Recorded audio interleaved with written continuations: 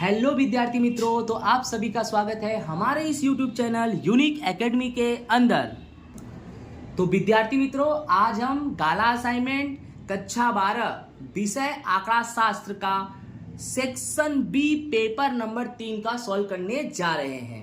Okay, तो ध्यान देना, हम पेपर नंबर 3 का सेक्शन बी स्टेट कक्षा 12 कॉमर्स हिंदी माध्यम होगी, क्योंकि गुजराती माध्यम का सॉल्यूशन तो मिलता है, इंग्लिश माध्यम का सॉल्यूशन भी मिलता है, बट हिंदी माध्यम का सॉल्यूशन आप लोगों को नहीं मिलता है। तो स्पेशली आप लोगों के लिए हिंदी माध्यम का सॉल्यूशन मात्र यहाँ पर एक आपको अच्छे से मिल रहा है। ठीक है, स्टार्ट करते हैं। सबसे पहला क्वेश्चन है विभाग बी में मुद्रास्फीति। क्या क्वेश्चन है हमारा? मुद्रास्फीति का दर ज्ञात करने के लिए किस सूचकांक का उपयोग किया जाता है? मुद्रास्फीति का दर ज्ञात करने का सूत्र लिखो। याद रखना बच्चों, क्वेश्चन क्या है कि मुद्रास्फीति का दर ज्ञात करने के लिए कौन से सूचकांक का उपयोग किया जाता है और मुद्रास्फीति की दर ज्ञात करने का सूत्र लिखना है। तो बच्चों हमारा आंसर है मुद्रास्फीति का दर ज्ञात करने के लिए थोक मूल्य के सूचकांक का उपयोग किया जाता है। कौन से? मुद्रास्फीति का दर ज्ञात करने के लिए थोक मूल्य के सूचकांक का उपयोग किया जाता है। अब बच्चों मुद्रास्फीति दर का जो सूत्र हमारा है वो क्या है? तो मुद्रास्फीति दर बराबर चालू वर्ष के थोक मूल्य का सूचकांक माइनस गत वर्ष के थोक मूल्य का सूचकांक और बटे में यही गत वर्ष के थोक मूल्य का सूचकांक। यानी एकदम आसान है सूत्र। पहला याद करो, चालू वर्ष के थोक मूल्य का सूचकांक माइनस गत वर्ष के थोक मूल्य का सूचकांक, और यही गत वर्ष के थोक मूल्य का सूचकांक कहाँ आ जाएगा? नीचे आ जाएगा। राइट। अब इसी के साथ बढ़ते हैं हम क्वेश्चन नंबर 22 में। 22 क्या है? कार्य कारण के संबंध का उदाहरण दो। अर्थात कार्य कारण का संबंध क्या है, उदाहरण देकर समझाओ। तो देखते हैं कि कार्य कारण का संबंध क्या है और उसका उदाहरण भी देखते हैं। तो किसी विस्तार में वर्षा और चावल की उपज के उदाहरण में वर्षा बढ़े तो चावल की उपज बढ़ती है और वर्षा घटे तो चावल की उपज घटती है। यहाँ वर्षा यह कारण है जबकि चावल उपज यह कार्य है। उपर्युक्त उदाहरण यह कार्य कारण का संबंध है। तो बच्चों कार्य कारण दो शब्दों से मिलकर बना हुआ है, एक है कार्य और दूसरा है कारण। तो इसका मस्त परिभाषा उदाहरण दोनों यहां पर दिख रहा है, ध्यान से समझो। किसी विस्तार में वर्षा और चावल की उपज का उदाहरण ले लो। यानी हम उदाहरण किसका ले रहे हैं? वर्षा और चावल का। तो बच्चों जब वर्षा अधिक होगी तो चावल अधिक होगा, और जब वर्षा कम होगी तो चावल भी क्या होगा? कम होगा। तो यहां पर वर्षा कारण है। क्यों वर्षा कारण है? क्योंकि वर्षा होने से चावल का उपज होगा और वर्षा न होने से चावल का उपज कम होगा। ठीक है, तो यहां पर वर्षा क्या है?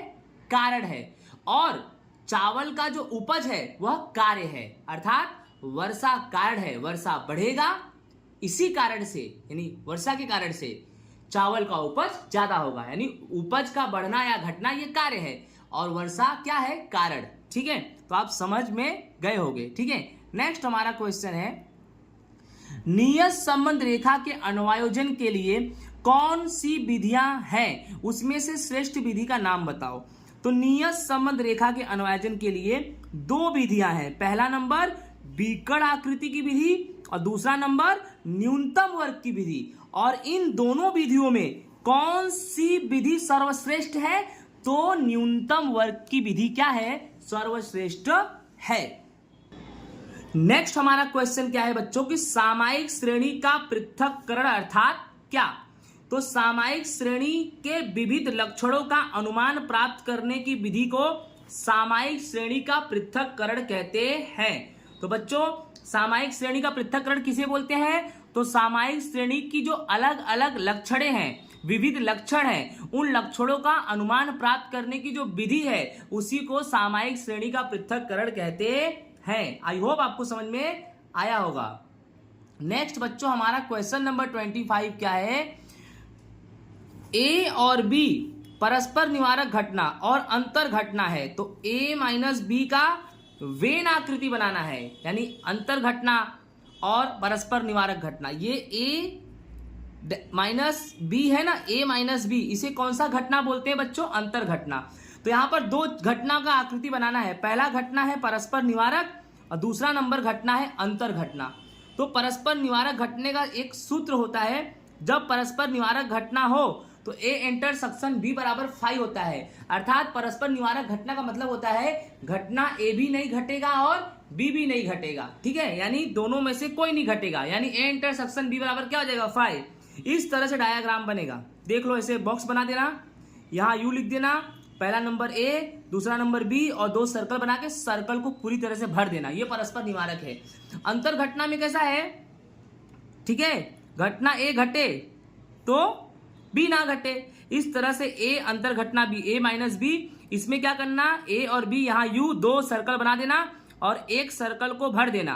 अब आप आगे का मत भरना, अगर आगे का भरोगे ना तो ये इसमें भी आ जाएगा। तुम्हारा ये ए है, इसको अगर भर दोगे ना तो ये बी में भी आ जा रहा है, इसलिए तुमको सिर्फ इतना ही भरना है कि ए घटेगा परंतु बी नहीं घटेगा। इस तरह से आप डायग्राम बना सकते हो अगर एग्जाम में पूछता है तो। नेक्स्ट हमारा क्वेश्चन है, द्विपद संभावना वितरण की संभावना विधेय लिखो। तो बेटा द्विपद संभावना वितरण का संभावना विधेय इस तरह से है, P ऑफ x बराबर x बराबर P of x NCx P की घात x और Q की घात n माइनस x, जहां 0 greater than equal x greater than equal n, 0 greater than p greater than 1।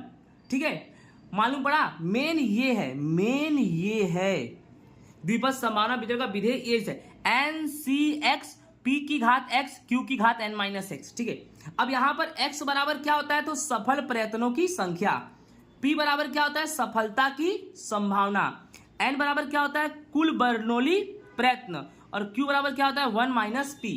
इसका चैप्टर जब वीडियो बनाऊंगा बड़े सवाल का तो आपको ये सब समझा दूंगा। अभी आपको एक नंबर के लिए इतना ही मात्र लिखना है। नेक्स्ट हमारा क्वेश्चन नंबर 27 क्या है, प्रमाणित प्रमाण वक्र, यह प्रमाणित प्रमाण चल की किस कीमत के दोनों ओर सम्मित होता है।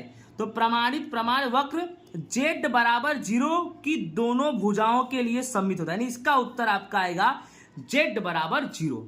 तो प्रमाणित प्रमाण वक्र यह प्रमाणित प्रमाण चल की किस कीमत के दोनों तरफ सम्मित होता है, तो z बराबर 0 के। ओके, नेक्स्ट हमारा क्वेश्चन नंबर 28 है, एक प्रमाण वितरण का मध्यक 10 है। बेटा मध्यक कितना है 10, और उसका प्रमाणित वितरण कितना है 6 है।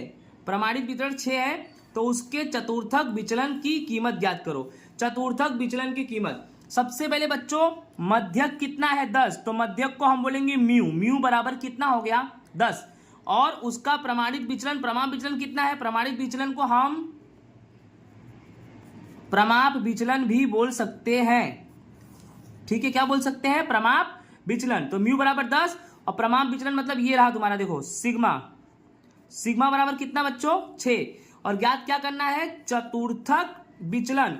तो चतुर्थक विचलन का सूत्र होता है 2/3 सिग्मा, तो 2/3 और सिग्मा तुम्हारा कितना है 6, फिर 2 छंग 12, 12/3, तो 12 को 3 से भाग देंगे 4, यानी तुम्हारा चतुर्थक विचलन कितना आ जाएगा 4 आ जाएगा। ठीक है, इसी तरह नेक्स्ट आगे बढ़ते हैं। क्वेश्चन नंबर 29 क्या है, लीम x3 2/3x प्लस k बराबर 1/7 हो तो k की कीमत ज्ञात करना है। बच्चों एकदम आसान है, करना क्या है, x के जगह पे 3 रख दो, देखो पहले 2 रखा फिर 3, x के जगह पे 3 प्लस बच्चों k बराबर 1/7।